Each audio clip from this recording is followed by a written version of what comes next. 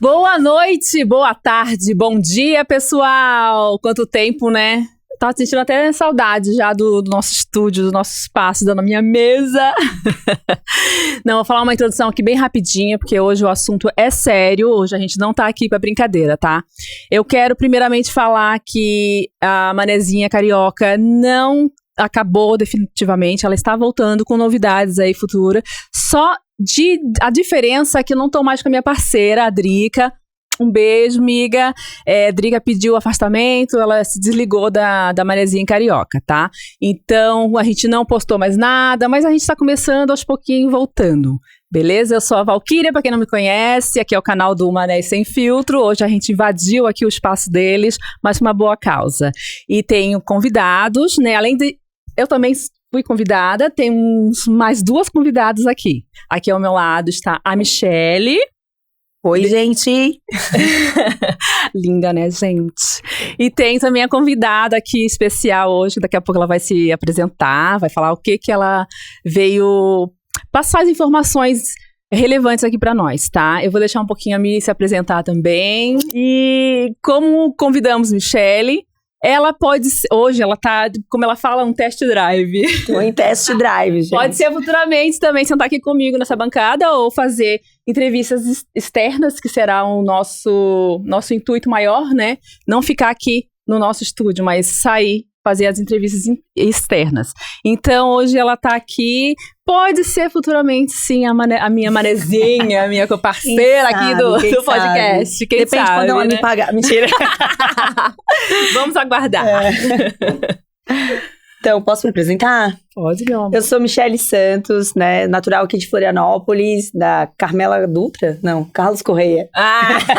Faz 36 anos, então eu quase esqueci. Gente, é um prazer estar aqui, né? Sendo convidada pela Val, essa pessoa tão especial que eu conheço há muito tempo, muitos anos de vida aqui na prainha. E é incrível, né, poder estar aqui mais uma vez. Eu já estive aqui no outro lado como uma convidada, nervosa, ansiosa, assim como a nossa amiga que eu acredito que esteja um pouco. E agora, desse lado de cá, né, tentando ajudar, colaborar para essa entrevista, para que ela flua da maneira mais legal possível, com o conhecimento que a Val com certeza preparou aqui nas perguntas, pra gente fazer para essa convidada especial. Ai, linda! Então, bora apresentar a nossa convidada. Hoje a gente trouxe aqui Camila Acorde. Seja muito bem-vinda, obrigada por ter aceitado aí o nosso convite, o convite dos meninos. E assim, é uma honra a gente estar hoje aqui falando, né, do Outubro Rosa, que não é simplesmente o mês Outubro, mas tem, né, o porquê do Outubro Rosa, o que ele significa para nós mulheres, né? Então eu vou deixar você se apresentar e falar um pouco aí, explicar pra gente da tua profissão, o que se envolve, né, o Outubro Rosa. Fique à vontade, o microfone é seu. Certo, boa noite. Prazer, eu sou a Camila Acorde, né, como você também falou, sou médica, trabalho na equipe de saúde da família do município do Turvo.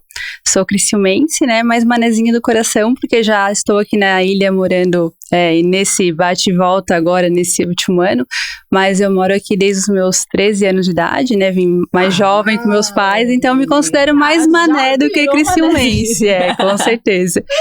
E agradeço o convite, né, de participar hoje pra gente falar um pouquinho desse tema tão importante que é o Outubro Rosa, né, não só o mês em si do Outubro Rosa, né, mas que fica o alerta, né, e a campanha aí realizada pelo Ministério da Saúde, né, e por todas as unidades básicas de saúde também do SUS, para a conscientização das mulheres, né, em relação a esse tema tão importante, que é sobre a prevenção do câncer de mama, e daí já puxando um ganchinho ali para o câncer do colo do útero também, né, super importante também. E, Camila, o Outubro Rosa a partir do dia o mês todo, né? Até o último dia de outubro. A gente passa em todos os lugares, tudo que é manifestação, tudo que é todo mundo de rosa, todo mundo com lacinho. A ponte tá rosa. Ponte rosa, que lindo sinal. E você acha que com esse movimento que existe já desde 1990, cresceu bastante a mulherada procurando Sim, esse desde 1990, né, que foi uma campanha que foi iniciada lá nos Estados Unidos, depois veio surgir no Brasil. Então, a gente percebe bastante o número de procura de adolescentes, mulheres, né, principalmente com vida sexualmente ativa, que procuram a unidade básica de saúde, também atendimentos para realização de exames, né, principalmente nesse ano o Ministério da Saúde mudou algumas regras, mas para teste do colo do útero, né, o Papa Nicolau, que era o mais utilizado.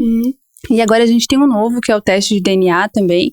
Então, que o Ministério da Saúde atualizou, né? Então, um novo teste para a gente fazer o rastreio do câncer, né, de mama, principalmente, e do colo do útero. Então, assim, são testes que aumentaram, sim, a procura, principalmente no mês de outubro, por conta dessas campanhas. Então, não só as unidades básicas de saúde, não só os estabelecimentos de saúde, mas muito comércio, né, como a gente tem visto, né. O nosso prefeito aqui coloria a ponte, alguns hospitais também particulares aqui, eles também iluminam a fachada, né. Empresas não só que prestam serviço à saúde, mas a parte do comércio também enfeita as lojas na decoração do Outubro Rosa. E a gente vê um aumento muito expressivo, né, principalmente nas unidades básicas de saúde em relação a isso. Alguns locais também, pontos de locais, eles oferecem para a mulher algum kit também nessa data específica para quem for fazer o rastreio também desses exames. É bem legal. Eu posso te fazer uma pergunta sobre esse teste de DNA, né? Isso. Pra mim isso é uma novidade. Pra mim também. Ele é disponível para qualquer pessoa, em qualquer idade? Como que funciona a indicação desse teste na unidade?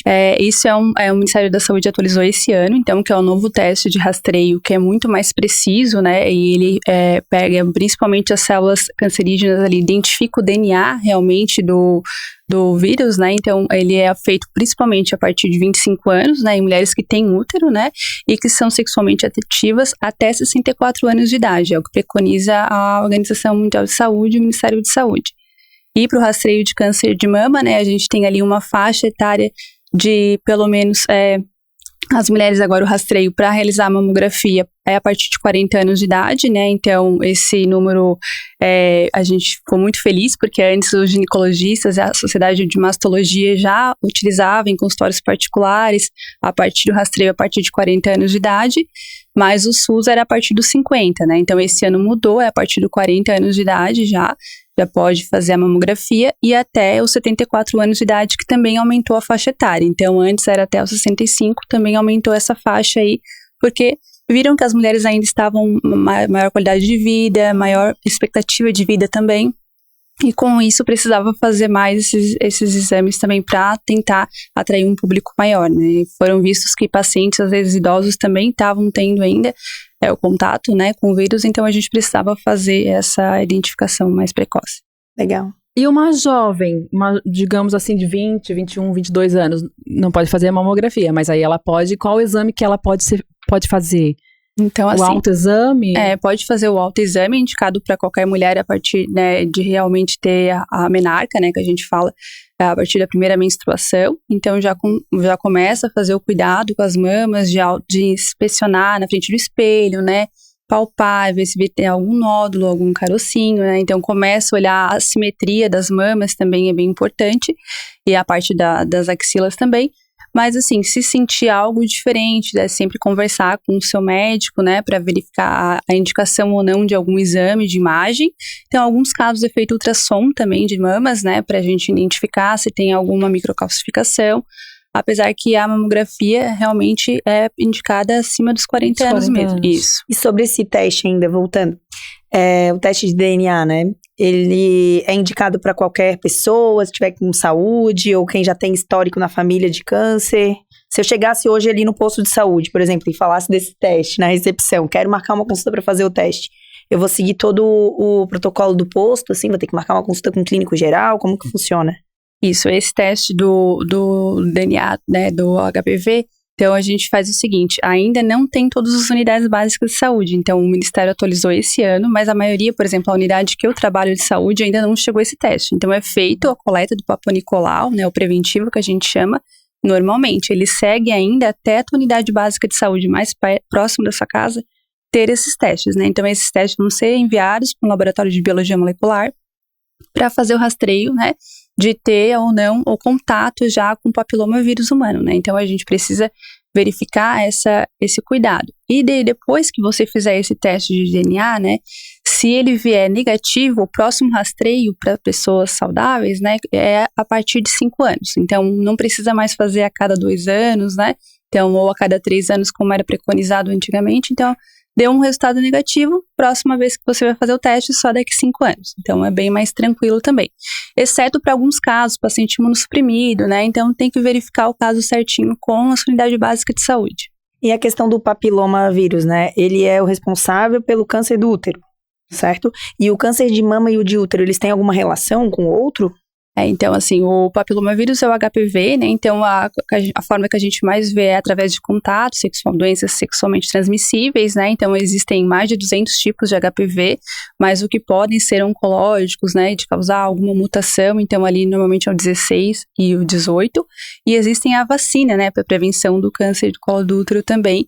É disponível gratuitamente, principalmente pelo SUS, né? Então, a gente tem aí a faixa etária ali dos 9 aos 14 anos, né, para meninos e meninas.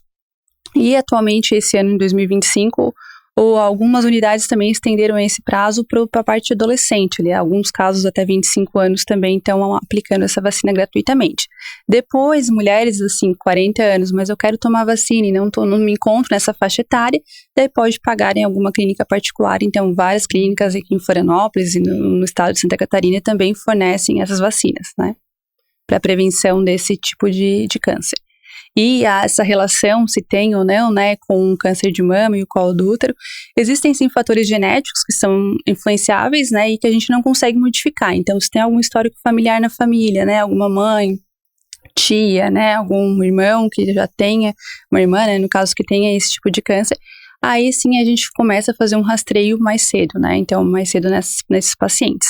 E tem os fatores não modificáveis, né, que são esses fatores genéticos, e tem também aqueles que são modificáveis e que a gente consegue mudar na nossa rotina. Por exemplo, qualidade de vida, né, importa, atividade física, tabagismo, né, então obesidade, são fatores que podem predispor também a esses tipos de câncer.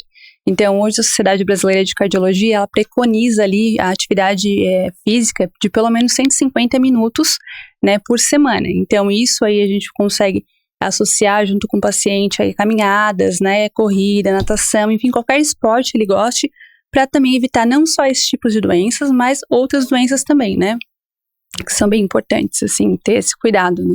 Eu tava lendo, antes da gente começar, que mulheres que não tiveram a primeira gravidez também pode ser um fator de risco. Que não foram mães, assim, sabe? Isso, mulheres no ligestas que a gente fala, eu né? achei interessante, porque daí a mulher... eu fiquei... A mulher tem todo um cuidado lá, vamos supor, uma mulher que se cuida, tem tudo, não tem filho, não quer ter filho. Aí, depois dos 40 ou dos 50, ela, mesmo tendo aquela qualidade de vida, a vida toda, mas não optou em não ser mãe.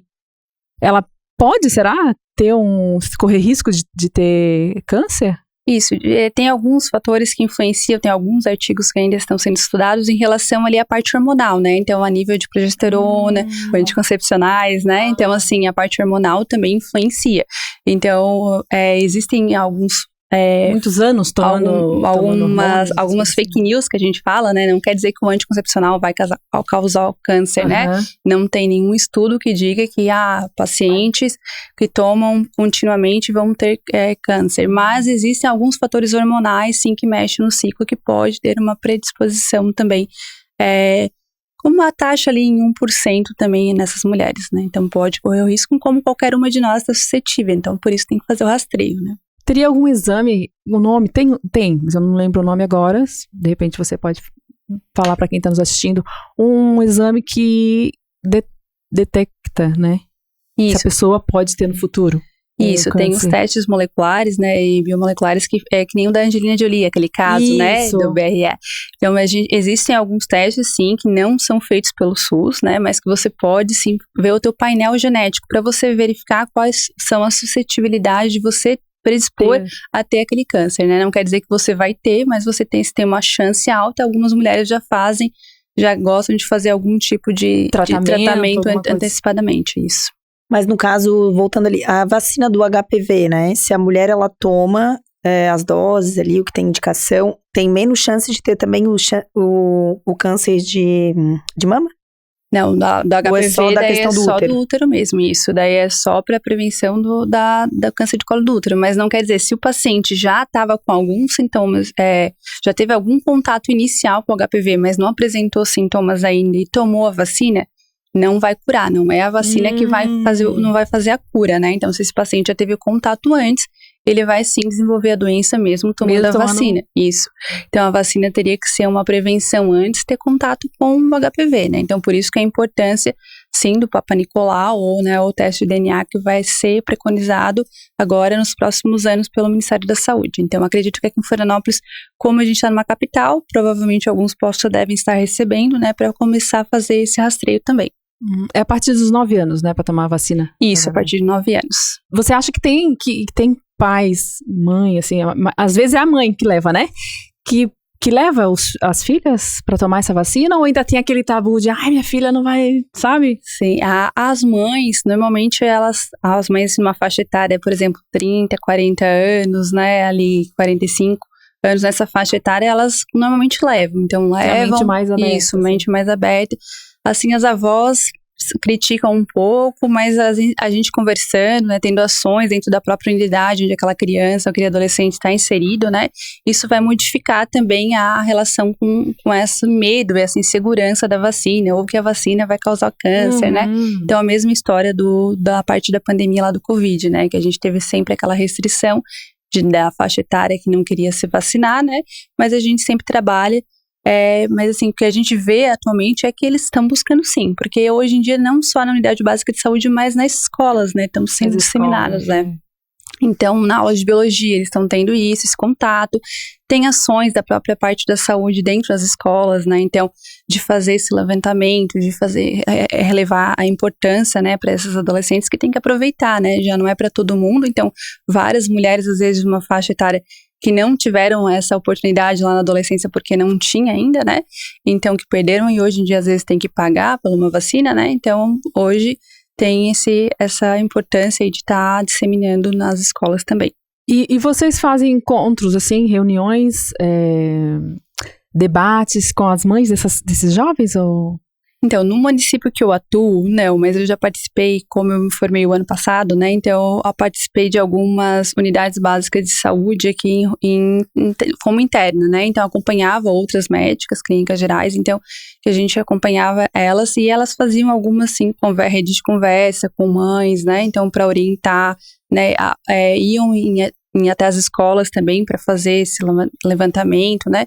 Mas principalmente a gente comunitária, né? Então ela fazia esse levantamento para a unidade em si, né? Então chegava mais para parte da gente comunitária fazer o trabalho de realmente passar em casa, né? Para verificar, porque a população da Grande Florianópolis, a área abrangente, né? Das UBSs é muito grande, às vezes não consegue o médico sair da unidade, da parte clínica, para ir fazer realmente uma tarde inteira de visitas, né, e sobrecarrega a agenda ali. Então, eles tentam fazer pelo menos uma ação ali mensal, algo do tipo.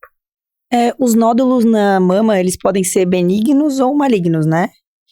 Quando que é indicado procurar, assim, um médico? Se a gente tem um autoexame ali, né, se toca e percebe algum aumento de volume, qualquer pequeno aumento de volume é preocupante ou tem até um certo tamanho que a gente tem que achar normal? Porque eu percebo que no ciclo, né, ali menstrual que a gente tem, dá a impressão que a mama, às vezes, ela cresce, diminui. Tem como conversar um pouquinho com a gente sobre isso, para explicar melhor? Isso, assim, qualquer anormalidade que você encontrar que está fora do teu padrão, o ideal é realmente procurar o seu médico, né? Mas, assim, em relação a tamanho, porque pode ser muito micro, né? Um micronódulo, né? Então, pode ser uma microcalcificação, então tem que sim, além do autoexame em casa, tem que sim fazer o exame físico na unidade, né? Tem sim que fazer o exame de rastreio de imagem, porque a gente não consegue, às vezes, palpando, identificar realmente o tamanho, né, dele. Então, qualquer anormalidade que você perceba, tem que sim fazer o exame. Mas o que acontece muito é no período menstrual, principalmente, né, ter alguns cistos, né, alguma inflamação que tenha também. Isso pode trazer um aumento ali, como se fosse um carocinho que a gente fala, e no mês seguinte, numa pós-infecção, desaparecer, né, o que é super comum também. Certo. E não necessariamente dói, né? Isso eu acho que não é uma coisa necessariamente que a gente dói. também tem que comentar, né? E às vezes aparece um cisto, assim, num ultrassom de alguma paciente, e daí a maioria das pacientes já ficam todas preocupadas. Mas esse cisto pediu pra investigar daqui 6 meses de novo, pra ver se aumentou de tamanho. Ficam com medo daquele cisto poder virar um câncer. Não, né? Então pode ficar tranquila, fazer a cada 6 meses, né? Então, assim, é muito raro um cisto virar um nódulo, né? No caso, benigno ou maligno. Então, seguir esse acompanhamento sempre, né? Mas não deixar nada despercebido. Então, notou que está saindo alguma secreção na mama também, né? Então, isso, alguma retração no mamilo, né? Então, isso, alguma simetria ali entre eles, né? Isso tudo é importante já tá fazendo já ir procurar, sim, o atendimento, né?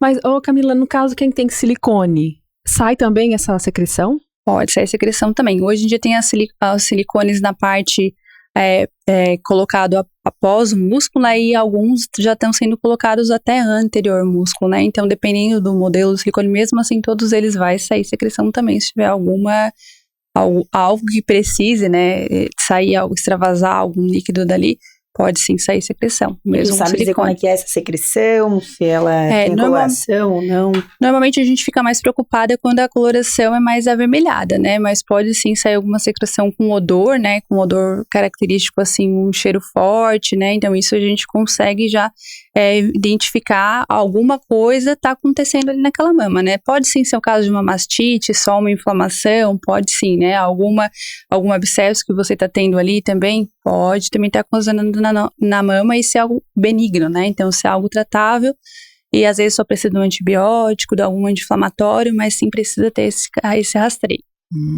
Viu, pessoal? Mesmo na dúvida, né? Não é nada, vá. Procure seu médico, faça os exames, né? Não deixe aumentar, né?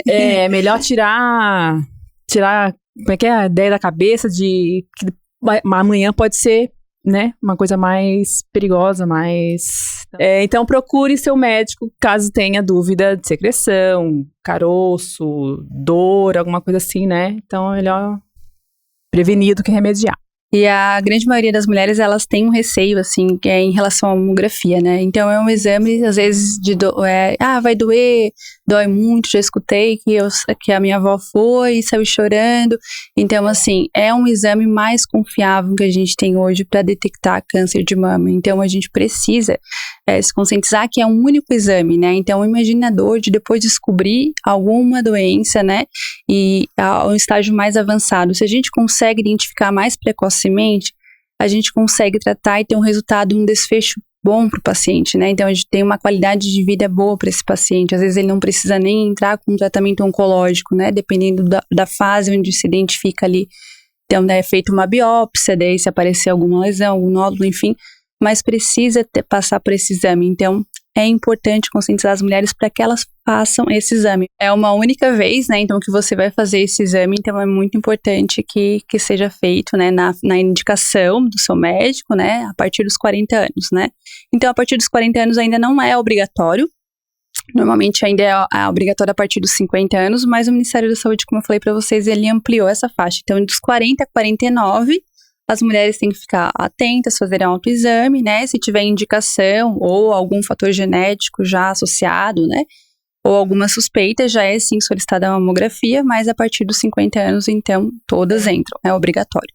Já fez antes, Já fez a mamografia? Não, né? Eu só fiz exame de ultrassom de mama já. Ah, tá. Mas aí não tinha nada de alteração, então, a princípio, tem que fazer de tempos em tempos, né? Isso. O ginecologista vai orientar. Tu é novinha também, né? 36. Deixa eu te fazer uma pergunta, mais da área da saúde, né? Já que eu sou da área da saúde também. O câncer de mama, de útero, eles podem ser iniciais ali ou eles podem ser também metástases de outro câncer? Podem, o que é raro, né? Normalmente câncer de mama, como ele é um dos cânceres mais acometidos nas mulheres, normalmente ele acaba sendo descoberto primeiro, né? Pela facilidade que a mulher identifica ali, quando já está em algum outro órgão, fígado, rim, enfim, alguma outra metástase, normalmente aparece primeiro na mama, né? Então, no útero... Mais um motivo de dar essa importância. De fazer essa importância. Pode sim ter metástases de outros cânceres associados, mas normalmente isso acomete, pelo menos o desfecho de descobrir primeiro é o na mama, né? Então, quanto antes a pessoa remover esse fator causal, menos chance de ela ter câncer em outros órgãos, né? Isso, é um fator positivo que daí tu consegue rastrear, né, mais fácil e consegue prevenir ali e realmente tirar a lesão, né, tirar a célula maligna ali daquela região e fazer um tratamento que dê a sobrevida do paciente aí ao longo dos anos, né? Uma paciente, quando chega, tu já atendeu uma paciente assim, ou tu já conhece alguém, já acompanhou um outro médico, né, chegando para paciente, dando resultado de um câncer, assim, como é que você vê, como é que você se prepara, se caso o futuro ter que dar um diagnóstico desse? Sim, é bem desafiador, né? Uma notícia triste que a gente tem que passar, mas a gente precisa informar o paciente da realidade dele, né? E dar toda a rede de apoio para que esse paciente esteja acolhido, né? Não só na parte profissional, mas também buscar os familiares, fazer a busca ativa da rede de apoio ali da família também é muito importante nesse momento, e para avisar ela que ela não está sozinha, né? Que tem outros pacientes que também estão em tratamento, que a realidade hoje em dia existem, né, muitos tratamentos, e o Ministério da Saúde também trouxe novos imunobiológicos para tratamento de câncer, drogas novas, né, então existem uma chance de cura altíssima se é diagnosticado precocemente, então por isso esse rastreio tão importante do Outubro Rosa, né, então essa campanha mundial, assim. E sobre os fatores também psicológicos, né, eu imagino que para a pessoa que recebe uma notícia dessa, deve ser um abalo, tanto para o médico que está dando a notícia às vezes, né, no início ali, que talvez não tenha tanto essa experiência, né? Quanto para a pessoa que recebe muito mais, né? Essa questão da rede de apoio. O SUS também fornece isso? O atendimento de psicólogo? Não sei como é que funciona. Tem como explicar pra gente? Sim, isso é muito importante porque eles precisam, né? Passar por parte do psicólogo, às vezes assistente social, né? Então, às vezes precisa ter um contato até a casa para verificar a condição do paciente, né? Então, vai precisar de um contato maior, porque normalmente nas unidades básicas de saúde, principalmente no município do interior, a gente não tem oncologista atuando, né? Então, aqui na Grande Florianópolis, a gente tem o CEPOM, né? Então, além do CEPOM, tem Grupo Elora, tem outros grupos aqui também que trabalham com a parte de câncer e de pesquisa oncológica, né? Então, que a gente consegue ter esse suporte, esse apoio profissional também maior, né? Então, em município do interior, esse cuidado é principal na atenção primária mesmo, né? Então, a atenção primária, a saúde, o SUS ali, o postinho, como a gente fala, né? É a principal porta de entrada, né, para esse paciente, e é onde ele tem que ser acolhido e ter um ambiente de confiança ali também, porque ele vai fazer tratamento normalmente ou numa cidade, ou vai vir para Florianópolis para fazer o tratamento aqui, né? Ou às vezes, por exemplo, se é no interior ali próximo a Criciúma, Araranguá, enfim, vai ser tratado ali na Unacom, em Criciúma, né? Então, em Tubarão também tem alguns grupos que trabalham também com esses tipos de câncer. Então, esse paciente vai ter que fazer viagem às vezes. Então, é solicitado pela Secretaria de Saúde também o transporte para levar, né? E às vezes, dependendo do paciente, para um acompanhante também, um direito para essa mulher levar um acompanhante para o tratamento, né? Então, para elas se sentirem melhores, mais confiantes ali naquela relação e não se sentir desamparadas, né? Sozinhas. Então, sempre lembrar que elas não estão sozinhas, né? Trazer esse conforto e essa rede de apoio também. Mas tem terapias, assim, em grupo? Chega a ter algum grupo de apoio nessas regiões, nesses pontos, né? Porque eu acho que tu me falaste do CEPOM, desse hospital. Em Santa Catarina, tem locais específicos que fazem atendimento para essas mulheres? Isso, tem a Rede da Mama, né? Aqui em Florianópolis tem várias campanhas, então mulheres voluntárias que ajudam a outras mulheres ou que já sofreram, né? Que passaram por isso, né? E venceram o câncer, né? E estão ajudando as novas que às vezes estão iniciando, então fazendo essa rede de apoio também em grupos, em comunidades. E na parte do Instagram também, tem várias comunidades onde eles apoiam, né, mulheres com câncer de mama. Então, para trazer esse engajamento e para elas terem relatos de outras mulheres que venceram essa batalha, né? Porque por mais difícil que seja, né, quando você está junto com outra, você se torna mais forte, né? Então, esse cuidado e esse lance assim, juntas. O vínculo, que legal, né? O vínculo é muito importante. E chegando nessa parte a mulher recebeu lá o diagnóstico, tá com câncer e tal, e chega até no momento que retira a mama. Depois, para fazer o reemplaço dessa mama, no caso, como é que é feito? Assim, uma dúvida que eu tenho, porque tira, né, E depois, com o que é preenchida? Com silicone? A reimplantação da essa reconstrução mamária, né? Essa é a parte mais difícil ainda que a gente tem aqui pelo SUS, né? Por quê? Porque vai precisar passar pela plástica, cirurgia plástica. Então, a fila, às vezes, eles fazem alguns mutirões, né? Então, mas é uma fila muito grande para reconstrução. Então, para retirada do nódulo, para retirada da mama, é um procedimento que normalmente vai mais rápido, né? Porque você precisa tratar aquela região. Mas eu acompanho, às vezes, muito pacientes, já vi muitos casos de pacientes, às vezes, que estão ali 1, 2 anos esperando para essa reconstrução mamária, e isso impacta muito, né, na saúde da mulher, né, na parte tanto visual, parte estética, emocional, então, vários gatilhos ali por conta de não ter aquele membro, né, então, às vezes, passa, sim, por vários mutirões, mas Santa Catarina agora está com o governo tentando fazer várias ações, né, e é a partir normalmente de silicone. Existem alguns casos de enxerto, né, de gordura também. Então, por exemplo, às vezes o paciente vai precisar fazer por alguma cirurgia plástica ali de uma lipoaspiração e às vezes é enxertado também gordura naquela região da mama, tá? Então, existem sim alguns casos, mas a grande maioria é com silicone mesmo, tá? Para fazer essa reconstrução. E aí depende da fila ali do SUS, né? Então, passa por essa fila mesmo. Tá, então ela vai fazer uma cirurgia e depois vai fazer outra cirurgia, normalmente não é junto, né? Vai fazer a cirurgia para retirada e depois para ser reconstrução. Até a nossa amiga Carol, que é fisioterapeuta aqui, que cantava na igreja, ela é fisioterapeuta e ela se especializou na área de reconstrução da auréola. Eu não sei se é com uma tatuagem, algo assim. Isso, existe tatuagem também. Uhum. Bem interessante, para estabelecer a estética, né? Isso, a estética da mama como um todo, porque o silicone, ele preenche o volume, mas a parte aqui do biquinho e tal. Da auréola ali. Aí é feito com tatuagem? Normalmente feito com tatuagem, isso. Olha, eu não sabia. Interessante. Reconstruído, tanto com tatuagem, e daí tem alguns casos em que realmente eles tentam reconstruir o desenho todo da pele, do tecido, né? Através também de várias cirurgiazinhas ali, mas a grande maioria que a gente tem visto é com tatuagem. E tem casos que ficam perfeitos, assim. Interessante, não sabia. É bem legal, um trabalho bem bacana, bem bonito, né? E normalmente, às vezes, é voluntário também. Tem várias tatuadoras que fazem trabalhos voluntários em relação a isso também.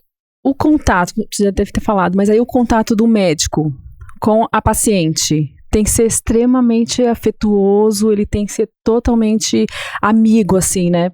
Para esse momento tão frágil da mulher. Tem que dar todo o apoio, né? A atenção ali que ela merece, né? Então, explicar, tirar todas as dúvidas dela, que vão surgir muitas no caminho.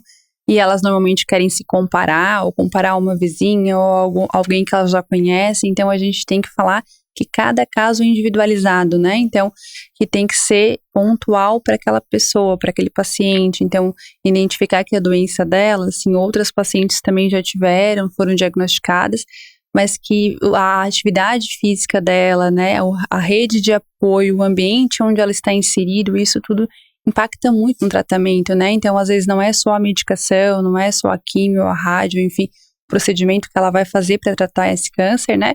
Mas também como que ela se sente como mulher, né? O apoio que ela está tendo ali nesse momento também vai impactar muito na melhora dela, a parte psicológica. Por isso que sim, precisa do psicólogo, precisa, né? Dessas terapias, precisa dessas redes de apoio, escutar outras mulheres também, né? Estar presente ali para ela conseguir passar por esse momento, né? E a chance de ter recorrência numa mulher que já teve o câncer ali, né, nos seios e removeu, jovem, existe? Ela vai ter que ser feito um controle para prevenir isso novamente, com mais frequência do que alguém que nunca teve? Como isso. Funciona? Existem sim alguns casos em que às vezes retirou a mama, né, e enfim, daí depois de alguns anos tem alguma metástase no ovário, né, ou no colo do útero. Normalmente quando retira a mama, às vezes já retira o colo do útero também, né, já faz esterectomia ou parcial ou total, e dependendo do critério do oncologista, daí vai ter que ser avaliado pelo onco, né, enfim, a parte da mastro também que vai acompanhar esse caso, né, essa parte cirúrgica também. Mas existem sim casos que você tem que ficar acompanhando ali anualmente, né? Depois eles ganham alta do anual, daí passam ali a cada bienal. Enfim, daí depende do tratamento ali que foi utilizado pelo oncologista, mas elas seguem acompanhando e fazendo rastreio.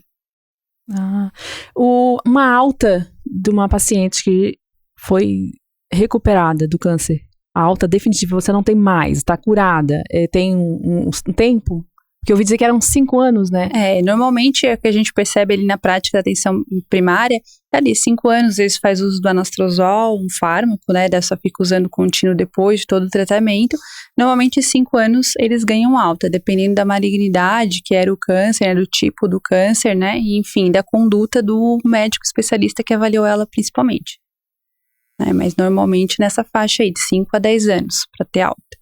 E pode ter alguma recidiva em algum outro órgão. Então, normalmente esse paciente ele fica frequentando a unidade de saúde, ele fica mais atento aos exames, enfim, ele vem mais frequentemente para fazer os exames de prevenção, de rastreio, né? Então, é um paciente que acompanha mais a unidade também. E vocês têm percebido que em outubro as pessoas realmente procuram mais? Sim, procuram bem mais em outubro, né, por conta dessas campanhas que a gente estava falando antes, né, principalmente no comércio que eles falam, então assim, passa muito nas redes sociais, né, então todo mundo tá ali falando sobre isso, sobre a importância, às vezes uma amiga cutuca, já fez teu preventivo esse ano, né, já fez o teu autoexame, cutuca a mãe, a avó, principalmente agora a faixa da parte da adolescência, eu vejo que elas estão se cuidando mais, né, essa nova geração às vezes tem o conteúdo mais fácil ali nas redes sociais e acaba procurando mais, incentivando a mãe, a avó, a buscar a unidade básica de saúde, né, então os avós, eu percebo que eles estão sendo trazindo mais às vezes pelos netos mesmo nas unidades, né, então isso é bem legal, assim, esse impacto que está sendo mostrado nas novas gerações também, né. Eu falo por experiência própria. Aqui na minha casa tem conhecidos, né, familiares e tal, pessoas que não fazem, não vão, porque medo de ir ao médico e descobrir algo, sabe? E eu sempre brigo. Porque eu sou a louca do médico. Da prevenção. Eu sempre tô no médico. Passou meu aniversário, eu faço aniversário em abril. Passou meu aniversário, eu sei que já é hora de fazer os check-ups. Eu vou, né? Inclusive, até o maridão ali também já botei pra fazer um check-up. As minhas filhas estão sempre no médico. Eu sou chata com esse negócio de doença, de prevenção. Então, que recado você deixaria para essas pessoas que têm medo de ir ao médico, que não querem fazer, deixa um recado para eles, que é importante. Sim, né? A gente tá terminando aí o Outubro Rosa, um mês de campanha maravilhoso, de uma campanha super importante. Então deixa um recadinho pra mulherada aí que ainda, não vou, não quero, não é, sabe? Sim, que é meninas de todo o Brasil, né, que estão nos ouvindo hoje, por favor, né, um pedido encarecido, se cuidem, se amem, né, cuidem de vocês, então procurem sim a unidade básica de saúde mais próxima de vocês para fazer esses exames de prevenção, e cuidar, né, principalmente para que isso não se torne um problema lá na frente. Então, a gente, se diagnosticado precoce, a gente tem um tratamento, são exames que são rápidos, né, então a gente consegue realizar ali, principalmente o Papa Nicolau, no mesmo dia que você vai na unidade básica de saúde, é feita a coleta, então é importante ter esse cuidado de amor com o seu corpo para você ter uma boa qualidade de vida depois, tá bom? Perfeito!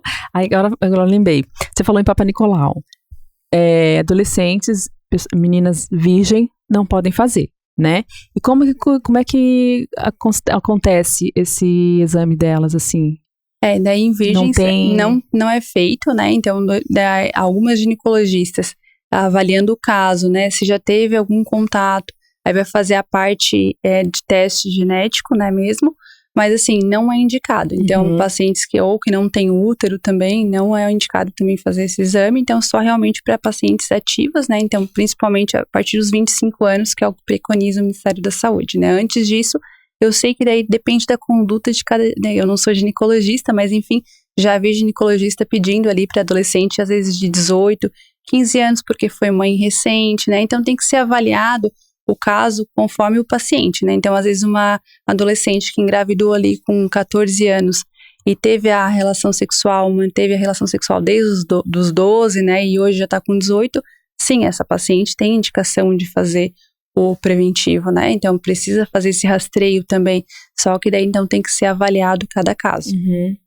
Porque uma vez eu ouvi dizer que eles fazem com cotonete, mas assim, só na... Isso, existe o swab também, né, que daí é colocado só na introdução ali do colo, tá? Mas daí isso fica muito a critério. Na unidade básica de saúde a gente não faz isso, daí só mesmo pela parte da ginecologia. Né? Até mesmo então, para ver alguma coisa, não sei. E só se tiver alguma queixa, enfim, né? Se o paciente tiver alguma secreção, aí vão ser feitos fazer um exame mais isso, fundo, mais detalhado, isso. Mas não é daí introduzido espéculo nem nada nos pacientes que não são virgens, né? A não ser que tenha alguma queixa relacionada ali, ou que não foi identificado com algum outro exame, daí sim tem que fazer a coleta. Os órgãos da mama e do útero, eles estão intimamente ligados em relação à questão hormonal, né? Como tu já falaste anteriormente. Se por acaso a mulher ela remove a mama, seja porque tinha um nódulo pequeno, porque tinha indicação, enfim, tu falaste que às vezes ela vai ter indicação de remover o útero também. Mas supondo que ela engravide, ela não vai produzir mais a questão do leite ali, não sei como é que funciona. Fiquei curiosa agora. Isso. Ou não necessariamente vai ser removida a glândula? Então, normalmente é removido, né? Então, esse paciente vai passar por fórmula depois, né? Então, se for realmente... não é indicado para o paciente que teve câncer, ter alguma gestação. Então, é feito um método de barreira, né? Para que ela não engravide nesse período, né? Então, após a cura dela, daí sim pode ter indicação de engravidar. Mas, às vezes, acontece, né? Então, isso é avaliado com a parte da oncologia também. Mas aí, normalmente, esses bebês aí entram com a parte de fórmula, né? Tu já pegou algum caso que te deixou impactada, assim, em relação ao câncer ou outro caso? Sim, já peguei paciente que já foi diagnosticado com câncer de mama, né, daí tratou, enfim, não retirou a mama, não precisou, o câncer era benigno, mas fez o tratamento todo e estava acompanhando 5 anos e estava entrando em remissão e agora voltou de novo, então a gente tá todo esse cuidado, né, porque assim, veio numa forma mais agressiva agora, então, infelizmente já, além dali, começou na parte da tireoide também, então já teve metástases para outros órgãos, então isso impacta bastante, porque é uma coisa que mesmo fazendo rastreio, normalmente as mulheres, todo mundo, né, tá suscetível às vezes, parte da genética também influencia bastante, a sim esse câncer poder entrar novamente em como é que eu vou dizer, as células cancerígenas se mutarem mais rápido, né, e entrarem novamente a transformar essa célula benigna numa maligna num curto período de tempo. Então, isso traz um impacto muito grande, porque o paciente já vivenciou tudo aquilo, já fez rádio, já fez químio, já perdeu o cabelo, já estava num processo de que já tinha o cabelo novamente, né, já estava com a autoestima melhor, estava com a vida mais estável, e daí vem a notícia de novo, de ter uma nova incidência. Então, assim, é muito triste, né? Preocupa bastante, né? Às vezes a gente fica até um pouco desanimado, mesmo com todos os testes, mesmo com todo o cuidado, e era uma paciente que seguia acompanhando, né? Mas, enfim, a genética e a opção de, na época, não ter feito a retirada, né? Mesmo ela sabendo, já tendo testes genéticos que podia ter novamente, né? Então, por isso que isso vai ser avaliado, enfim, com o paciente também, né? Cada caso individualizado. Então, a parte da mastologia e oncologia também provavelmente trabalha em relação a isso, né? Porque às vezes a mulher não quer tirar a mama, né? Então, mesmo fez todo o tratamento, mas não quer tirar, quer fazer todo o tratamento, porque tem a questão da estética, sim, envolvida, né? Os medicamentos que geralmente esses pacientes precisam, né? Eles são disponibilizados pelo SUS ou tem que ser comprado em farmácia, normal? Como é que funciona? Não, todos os medicamentos que eles precisam são disponibilizados sim pelo SUS, né? Então existem um critério que o oncologista, enfim, vai solicitar essa medicação e ele é uma medicação de alto custo, né? Então não tem na unidade básica de saúde, mas tem na farmácia especializada. Então aqui em Florianópolis funciona ali no estreito, né? Então esses pacientes conseguem ali retirar mensalmente a sua medicação, né? Então algumas são em dose de caneta, né? Então alguns são em forma de comprimidos. Mas existe sim, todo o tratamento é gratuito, né? E existem também, além dos tratamentos convencionais para pacientes que estão passando por essa etapa de câncer, né? E às vezes na parte clínica ou uma medicação que está patenteada e que já está no comércio, né? Ou disponibilizado pelo SUS e o seu câncer, né, não teve não foi efetivo para aquele fármaco em si, existem hoje a parte da pesquisa clínica, né? Então, a parte da pesquisa clínica está voltada para tentar tratar esses pacientes com medicações que ainda estão inovadoras, né? Que estão em estudos, em fase clínica pela indústria farmacêutica, e esses pacientes participam de um projeto, né? Para tentar entrar com um fármaco novo para verificar se vai entrar em remissão a doença, né? Então, aqui em Florianópolis já ouvi falar bastante, conheço bastante o Grupo Elora, dentro do Bahia Sul.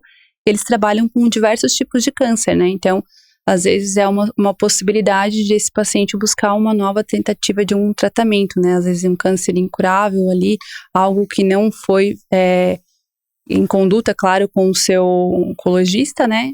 Participar às vezes, se tiver indicação de um grupo de pesquisa também.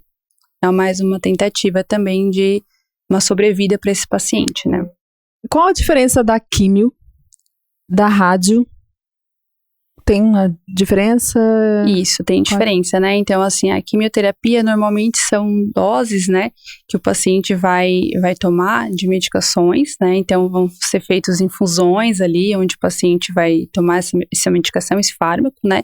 E radioterapia, então, é um equipamento, né, onde esse equipamento vai focar bem no local onde estão as células cancerígenas, né, para tentar mutar ela ali. Então, esse vai ser tratamento específico, né, que tem no CEPOM, né, existem só ali ou em Criciúma, se eu não me engano, 2 lugares ali que fazem, mas a quimio ele pode fazer em clínica particular, enfim, qualquer outro local, não só no CEPOM, né, então é um fármaco ali que vai estar tendo essa infusão ali naquele local. Mas a químio é bem mais forte. Bem mais forte, isso.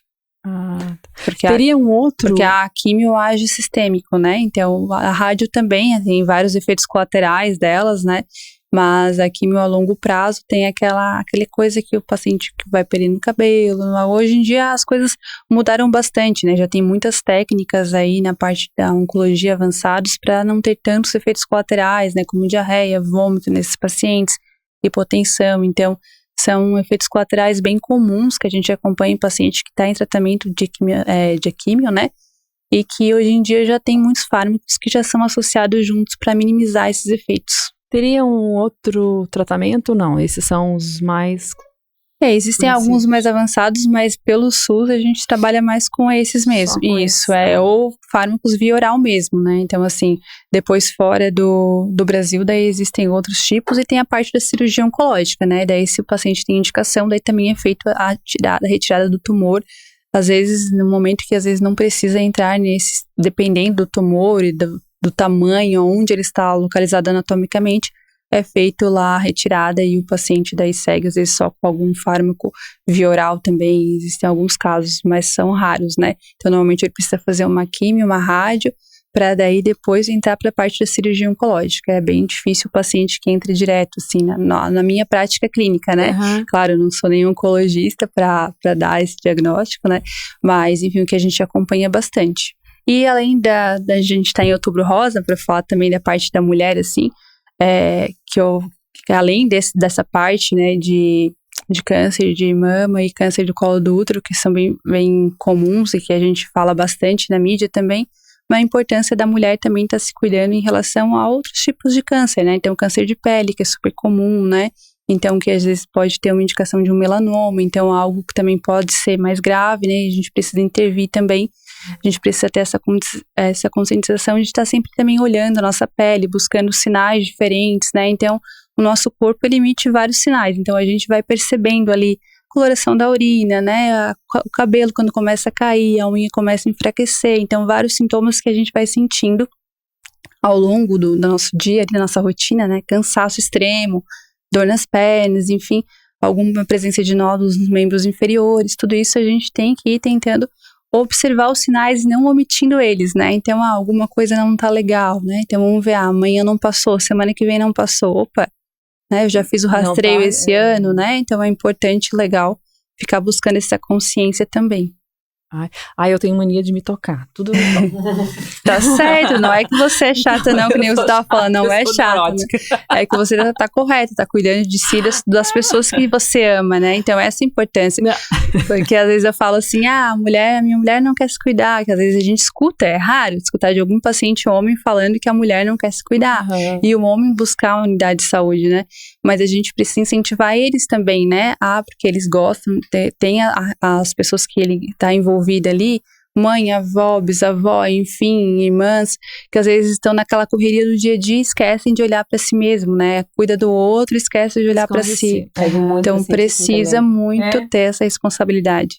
Que deixa a coisa chegar ao extremo, chegar a sentir dor, né? Uma pena, né?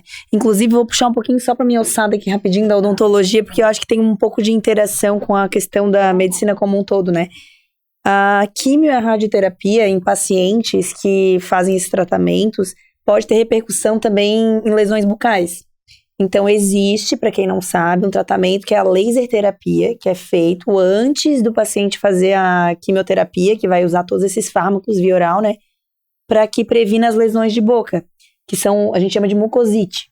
São como se fossem pequenas aftas que dão na boca inteira desses pacientes que tomam esse fármaco que tem uma concentração muito alta. Então, para prevenção, você pode procurar um dentista especialista nessa área também, de laser terapia, para fazer essa aplicação do laser e evitar que essas lesões aconteçam, porque os pacientes relatam que dói muito, né? Imagina que uma afta às vezes dói.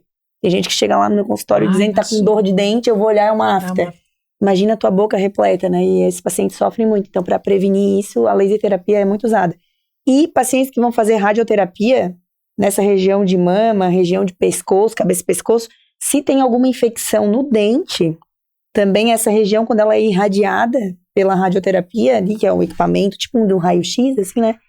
Essa região, se tem lesão, se tem infecção no dente, vai causar uma necrose naquele osso. Então, por isso também é importante procurar a saúde bucal para cuidar, né, nesses pacientes que vão fazer esses tratamentos preventivamente. Tem muito paciente que aparece lá no consultório, uma panorâmica quando descobre o diagnóstico de câncer nessa região de cabeça, pescoço, região de peito, para justamente evitar esses problemas mais graves. Então, fiquem atentos. A gente tem conhecidos aqui que descobriu um câncer de boca no dentista. O dentista viu algo estranho, provavelmente deve ter sido... lesão... aí pediu para ele procurar um médico que tinha alguma coisa estranha ali. Aí ele foi descobrir era o câncer de boca. Sim. Bem aqui no dente dele. Quem faz mais diagnóstico. De lábio, ela falou também principalmente em relação, tabagista, né? A gente vê muito assim de tabagista, então crônico ali, né? E às vezes começa com alguma pequena inflamação, daí começa com edema, daí ele fala, não, é porque eu mordi, daí né, aquilo não trata, aquela feridinha não trata, não desaparece, vai só aumentando, crescendo. As lesões de câncer bucal, quem quiser também aproveitar o gancho, elas geralmente podem começar com uma lesão branca, como se não removível uma raspagem, assim, tu passa a escova, passa o dedo, ela não sai, uma lesãozinha que a gente chama de leucoplasia, lesões brancas, e eritoplasia quando ela é uma lesão avermelhada. E dói? Então, não necessariamente. E geralmente tem relação também com pacientes tabagistas e etilistas. Quem fuma, não importa se é um cigarrinho por semana. Quem fuma, não interessa a intensidade. E quem bebe tem mais chances de ter esse tipo de lesão. Mas também não é porque tu não fuma e não bebe que tu não tem chance. Então, por isso também é importante fazer esse autoexame, procurar um clínico geral, se às vezes não tiver um dentista próximo, né, no posto de saúde, conversar também sobre essas lesões, que eles são também capacitados para ajudar nesse diagnóstico, com certeza. Perfeito. Bom, infelizmente, temos que encerrar o nosso papo de hoje. Chegou ao fim. Tá, antes da gente terminar o nosso bate-papo aqui, a produção quer fazer uma pergunta. Você se formou há pouco tempo. Teria algum ramo que tu quer seguir ou não tá pensando ainda? Já tem um fixo? Não, já tem um fixo e agora vocês vão pasmar aqui. Eu sempre estudei a parte da pele, né? Eu gosto bastante de pele, então eu vou seguir provavelmente na área de dermatologia. Eu gosto bastante dessa parte de câncer de pele, de melanoma.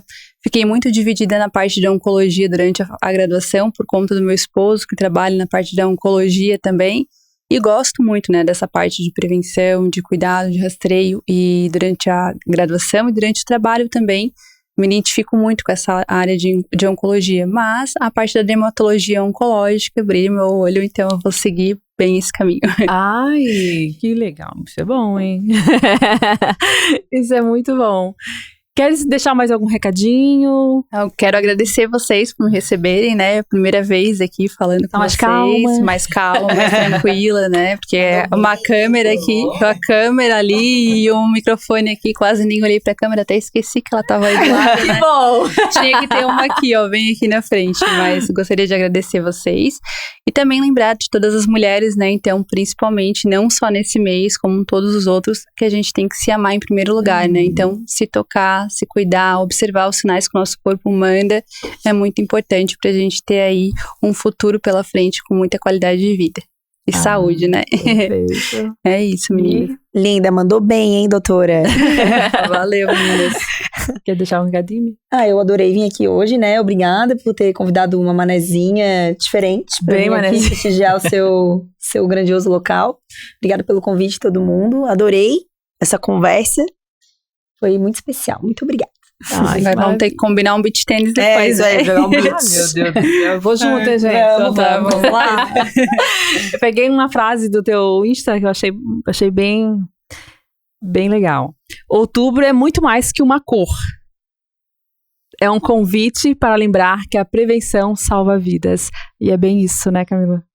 A prevenção é o principal, né? Então a gente consegue salvar muitas vidas, né? E ter muita qualidade ali de vida, principalmente ali na nossa saúde, se a gente conseguir ficar atento a esses sinais, assim, pra gente conseguir manter a nossa rotina, né? Saudável. Então a gente precisa estar atenta aos sinais, e o Outubro Rosa veio mais uma vez esse ano para reforçar essa campanha, né? Mundialmente, para que a gente tenha um número maior de atendimentos também nas unidades de saúde, para que as mulheres procurem esse serviço, né, e usufruam, que é tudo gratuito, né, então é isso que é o mais importante também, que tá tudo ali de fácil acesso para elas. Né? Ótimo, então aproveitem. Pessoal, quero agradecer então a todos que ficaram até agora nos assistindo, agradecer o podcast Mané Sem Filtros, meninos que não estão, só um tá aqui. E então, vamos devolver a bancada para eles, mas lembrando que Manezinha Carioca não acabou, tá? Novidades estão vindo aí. Agradecer a presença de todos. Muito obrigada. Até a próxima, se Deus quiser. Tchau!